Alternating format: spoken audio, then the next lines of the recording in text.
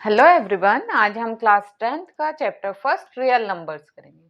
ठीक है, इसका आज हम इंट्रोडक्शन करेंगे। रियल नंबर्स क्या होता है, पहले हमने जो क्लास 9th में पढ़ रखा है उसको एक बार रिकॉल कर लेते हैं और फिर उसके बाद जो इसमें नए टॉपिक्स होंगे उनके बारे में डिस्कस करेंगे। अब देखिए, नेचुरल नंबर। नेचुरल नंबर्स क्या होते हैं? नेचुरल नंबर्स को काउंटिंग नंबर्स भी कहते हैं। और नेचुरल नंबर वो नंबर्स होते हैं जो 1 से स्टार्ट होते हैं, जैसे 1 2 3 सो ऑन। ठीक है, अब इन्हीं नेचुरल नंबर्स में अगर हम जीरो ऐड कर दें, जीरो ऐड करने पर वो नंबर्स क्या बन जाते हैं? Whole number. ठीक है, इन्हीं नेचुरल नंबर्स में जीरो ऐड कर देंगे तो वो क्या बन जाते हैं? Whole numbers. अब आता है इंटीजर्स। इंटीजर्स क्या होते हैं? देखिए, होल नंबर है हमारे पास, इन होल नंबर्स में अगर नेगेटिव नंबर्स ऐड कर दें, ये तो है 0 1 2 3, और साथ में इसमें नेगेटिव नंबर्स भी जोड़ दें, जैसे -3 -2 -1 0 1 2 सो ऑन। ठीक है, ये क्या कहलाते हैं? हमारे इंटीजर्स। इंटीजर्स में पॉजिटिव नंबर्स भी होते हैं, नेगेटिव नंबर्स भी होते हैं और जीरो भी ऐड होता है। अब आता है रेशनल नंबर्स। रेशनल नंबर्स के अंदर ये सारे नंबर्स आते हैं और इसमें देखिए, रेशनल नंबर्स में इंटीजर्स भी होते हैं, प्लस में भी हो सकता है, माइनस में भी हो सकता है, होल नंबर्स भी होते हैं, नेचुरल भी होते हैं। रेशनल नंबर्स जो होते हैं वो p अपॉन q के फॉर्म में होते हैं, जहां पर q नॉट इक्वल टू 0 होता है। ठीक है, जैसे 2/3 क्या है? रेशनल नंबर है। या फिर मैं ले लूं -5, ये भी रेशनल नंबर है क्योंकि इसके नीचे कुछ नहीं होगा तो क्या होगा? 1, तो ये भी एक रेशनल नंबर है। माइनस में हो, पॉजिटिव में हो या नेगेटिव में हो या फिर डेसिमल में हो, जैसे 9.45 बार, ये आपने 9th क्लास में पढ़ रखा है। ये वाला हो जो बार बार रिपीट वाले हो, वो भी क्या होते हैं? Rational number. अब आता है इरेशनल नंबर्स क्या होते हैं? इरेशनल नंबर्स, इरेशनल नंबर कौन से होते हैं? Irrational number. इरेशनल नंबर्स वो होते हैं जो p अपॉन q की फॉर्म में नहीं लिख सकते। ठीक है, p अपॉन q की फॉर्म में नहीं हो और q नॉट इक्वल टू 0 हो, तो वो नंबर्स होते हैं जैसे √2, √3, पाई। ये क्या है? Irrational numbers. ठीक है, जो या फिर अगर हम डेसिमल में देखें 0.0100100001, मतलब जो आगे चलते जाते हैं, जो टर्मिनेट नहीं होते। टर्मिनेट नहीं होते मतलब उनका लास्ट में जब हम डिवाइड करते हैं रिमाइंडर 0 नहीं आता। ठीक है, ये आगे चलते जाते हैं, तो ये कौन से नंबर होते हैं? इरेशनल। और ये नंबर्स हमारे, ये पूरे नंबर्स क्या होते हैं? इरेशनल। इरेशनल में नेचुरल, होल, इंटीजर्स, ये सारे नंबर्स आते हैं। और अगर हम रेशनल और इरेशनल को देखें, ठीक है, रेशनल और इरेशनल ये दोनों नंबर्स मिलके क्या बनता है? Real number.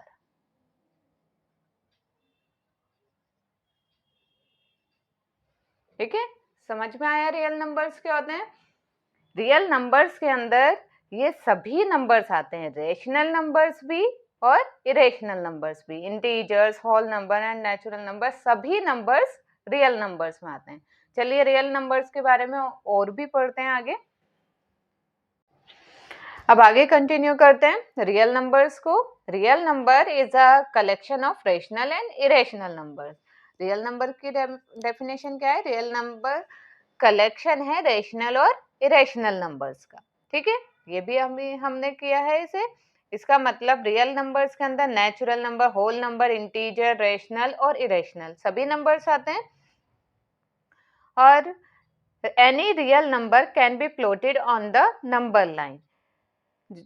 जो भी रियल नंबर्स होते हैं, कोई भी रियल नंबर हम नंबर लाइन पर प्लॉट कर सकते हैं। ठीक है, उसको रिप्रेजेंट नंबर लाइन पर हम कर सकते हैं। देखिए, अगर पॉजिटिव कोई नंबर्स हैं, क्योंकि रियल नंबर्स में तो सभी नंबर्स आते हैं, जैसे 2 उसको भी प्लॉट कर सकते हैं हम, या -3 उसको भी प्लॉट कर सकते हैं, -100 उसको भी हम नंबर लाइन पे शो कर सकते हैं, या फिर कोई डेसिमल में हो, जैसे -2.3 इस तरह का हो, तो वो भी हम यहाँ पर प्लॉट कर सकते हैं। ये -2 1 2 3 यहाँ आ जाएगा वो नंबर, ठीक है। या फिर फ्रैक्शन में हो, जैसे 5/2, 5/2 का मतलब क्या होगा? इसका मतलब यही होगा ना 2.5, तो 5/2 को भी हम शो कर सकते हैं 2 और 3 के बीच में, यहाँ पर आ जाएगा, ये क्या होगा? 5/2। क्लियर?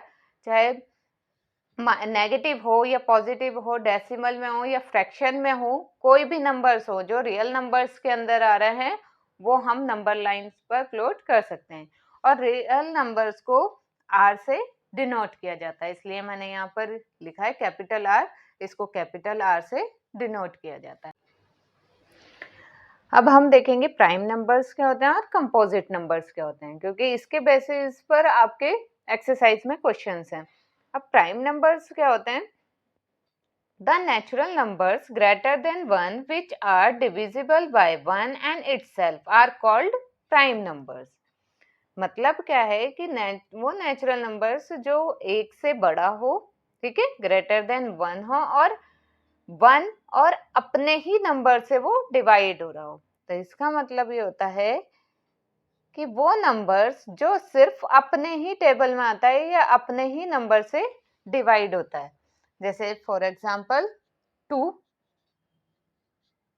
और किसी से डिवाइड होता है? नहीं, या तो 1 से होगा या अपने ही नंबर से डिवाइड होगा।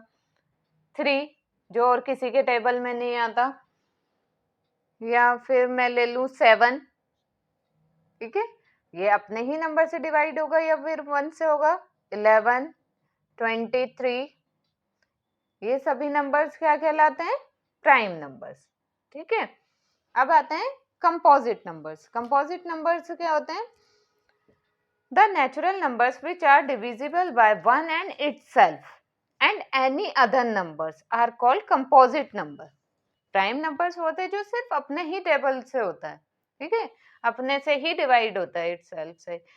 कंपोजिट नंबर्स होते हैं जो 1 और अपने ही नंबर या फिर एनी अदर नंबर्स, मतलब कोई दूसरे नंबर से भी डिवाइड हो जाता है। जैसे फॉर एग्जांपल 4 अपने ही नंबर से भी डिवाइड हो जाएगा और 2 के टेबल में भी आता है 4, तो ये क्या कहलाते हैं? Composite number. और जैसे 8 4 से भी डिवाइड होगा, 2 से भी होगा, 10 2 से भी डिवाइड हो जाएगा, 5 से भी हो जाएगा और अपने भी नंबर से डिवाइड हो जाएगा। तो इस तरह के नंबर क्या कहलाते हैं?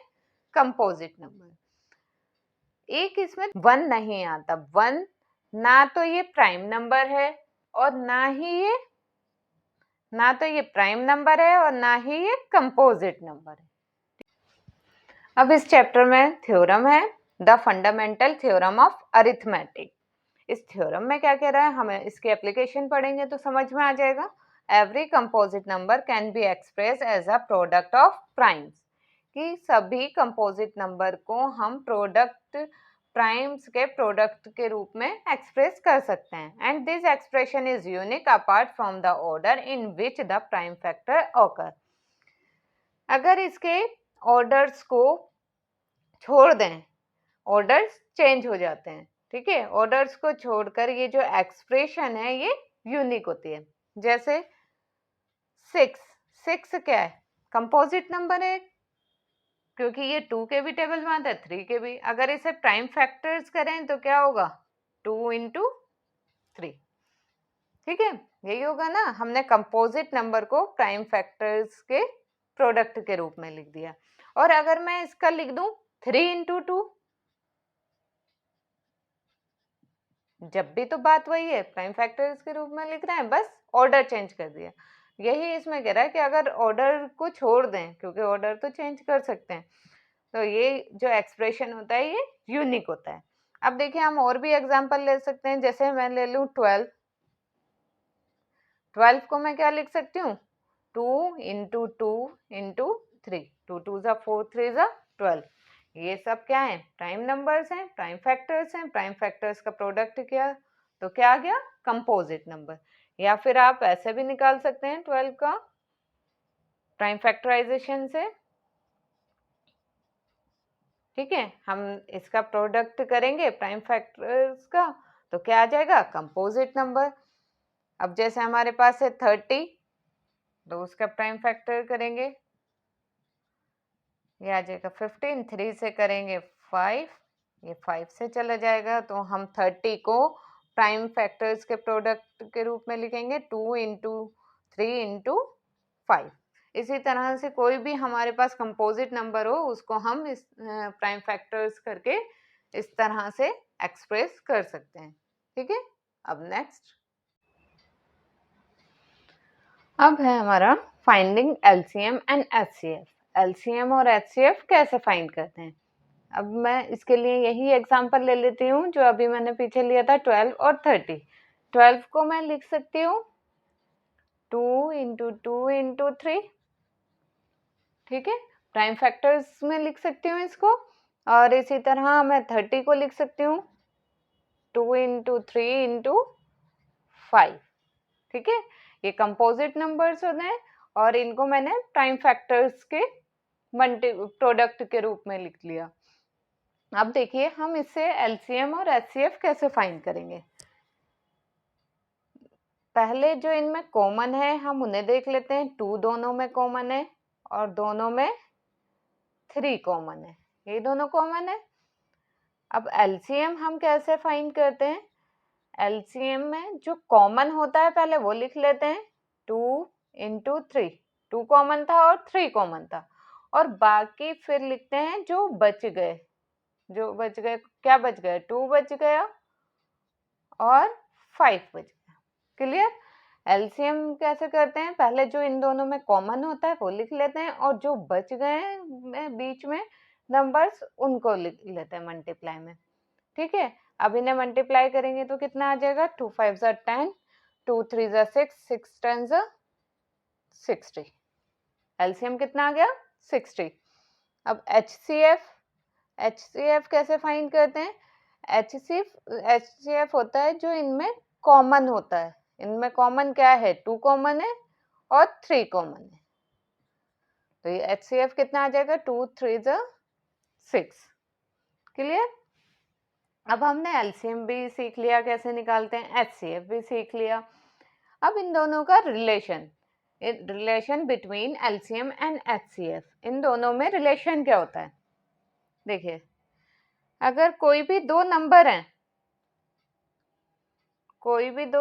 हैं, ए एंड बी, ठीक है, उनका HCF multiply LCM of A and B, उन्हीं दोनों नंबर का एलसीएम इक्वल होता है उन दोनों नंबर्स के मल्टीप्लाई के। ठीक है, कोई भी दो नंबर्स हैं, जैसे हमारे पास नंबर्स हैं 12 और 30, उनका एचसीएफ मल्टीप्लाई करेंगे एलसीएम से और फिर इक्वल होगा इन दोनों के मल्टीप्लाई के। चलिए हम प्रूफ करके देख लेते हैं। हम दोनों नंबर ए और बी क्या ले लेते हैं, 12 और 30। 12 तो हो गया ए और बी हो गया हमारा 30, मतलब फर्स्ट, या तो हम लिख लेते हैं इसे फर्स्ट नंबर और सेकंड नंबर, ये भी करके लिख लेते हैं first number into second number, या फिर ए इंटू बी।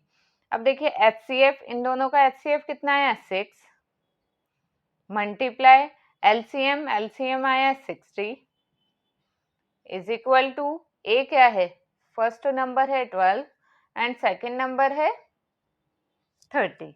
इन दोनों को मल्टीप्लाई करेंगे तो कितना आएगा, 6 6 36 0, 12 3 36 0, इक्वल आ गया ना। कि अगर इनमें से हमें कोई भी एक वैल्यू नहीं गिवन है और 3 वैल्यूज हमें दे रखी हैं, तो हम उस, जैसे एचसीएफ दे रखा है, एलसीएम हमें फाइंड करना है और दोनों नंबर्स हमें गिवन है, तो हम एलसीएम फाइंड कर सकते हैं।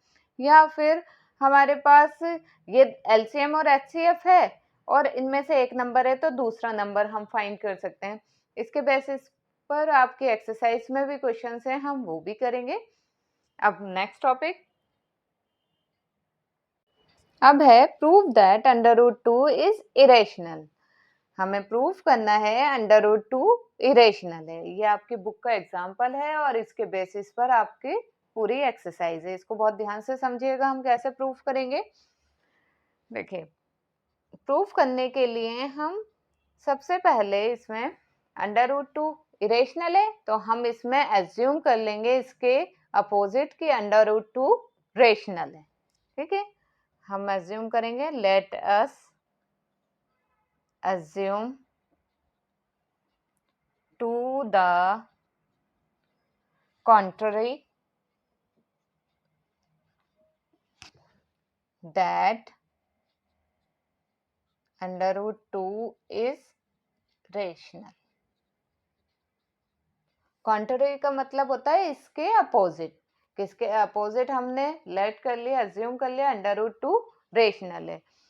अब √2 हमने एज्यूम करा है ये रेशनल है तो ये किसके इक्वल होगा, √2 इज इक्वल टू होगा a/b के, क्योंकि रेशनल नंबर a/b की फॉर्म में होता है, जहां पर a and b are coprime.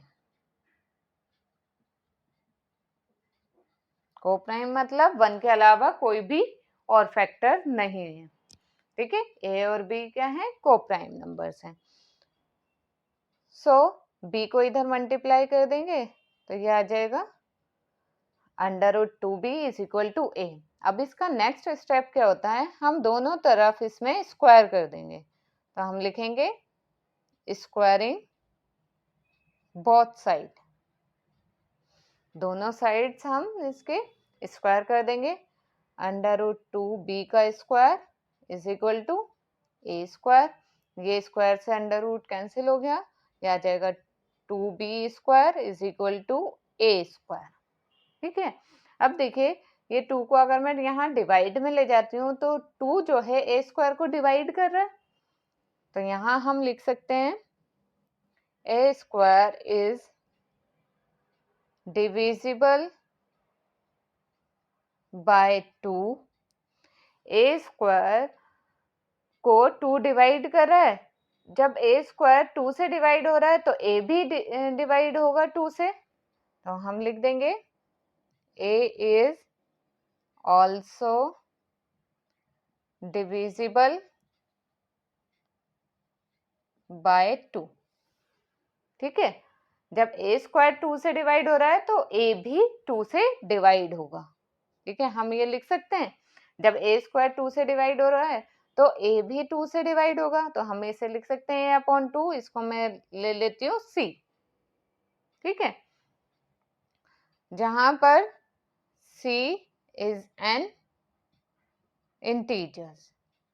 ठीक है, c क्या है, इंटीजर है। अब c इधर मल्टीप्लाई कर देती हूँ मैं, a is equal to 2c। अब a की वैल्यू आ गई 2c, मैं यहाँ पर पुट कर रही हूँ, तो 2b square is equal to a की जगह मैं लिख रही हूँ 2c का होल स्क्वायर। ठीक है, यहाँ पर मैंने a की वैल्यू पुट कर दी, तो ये आ जाएगा 2b का स्क्वायर, 2 2 ज़ा 4, c का स्क्वायर। अब 2 से ये कैंसिल हो जाएगा तो ये आ जाएगा 2c स्क्वायर। यहाँ तक क्लियर हुआ, ये आ गया b square is equal to 2c square. अब देखिए, अगर मैं 2 को डिवाइड करूं b स्क्वायर से, b तो b स्क्वायर डिवाइड हो रहा है 2 से, b भी डिवाइड होगा 2 से, तो हम लिखेंगे b square is divisible by 2, b is also divisible by 2। ठीक है, b स्क्वायर 2 को डिवाइड कर रहा है तो b को भी 2 डिवाइड करेगा, जैसा हमने इसमें करा था। अब ये हम ले लेते हैं फर्स्ट इक्वेशन और ये ले लेते हैं सेकेंड इक्वेशन। अब फर्स्ट और सेकेंड इक्वेशन में देखिए, a को 2 डिवाइड कर रहा है और b को भी 2 डिवाइड कर रहा है, इसका मतलब 2 जो हो गया दोनों में कॉमन फैक्टर हो गया, जबकि a और b था कोप्राइम, जिसका सिर्फ 1 कॉमन फैक्टर होता है, ठीक है। लेकिन इसमें तो 2 दो ए का भी कॉमन फैक्टर आ गया और बी का भी कॉमन फैक्टर आ गया। तो हम लिखेंगे, ये हमारी क्या है, अजम्पशन गलत हो गई ना। हम पहले लिखेंगे फ्रॉम 1 एंड 2, 1 एंड 2 से हमें क्या मिला, ए and be having common factor 2। हमें ये मिला 1 एंड 2 इक्वेशन से कि ए और बी का कॉमन फैक्टर 2 है, जबकि ऐसा नहीं हो सकता। तो हम लिखेंगे हैंस अवर assumption, जो हमने assume करा था, assumption is wrong by contradiction, contradiction मतलब विरोधाभास। इससे क्या हुआ, विरोधाभास उत्पन्न हुआ कि ऐसा कैसे हो सकता है, और ये हमारी assumption जो थी वो गलत थी। so √2 is irrational, √2 irrational है। क्लियर?